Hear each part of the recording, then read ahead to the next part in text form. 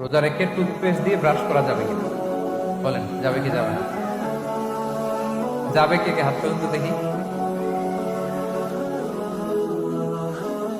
হ্যাঁ, মাত্র একজন, দুইজন, তিনজন, চারজন, পাঁচজন, ছজন, দল ভারী হচ্ছে আস্তে আস্তে। হ্যাঁ, টুথপেস্ট দিয়ে ব্রাশ করা যাবে কি যাবে না?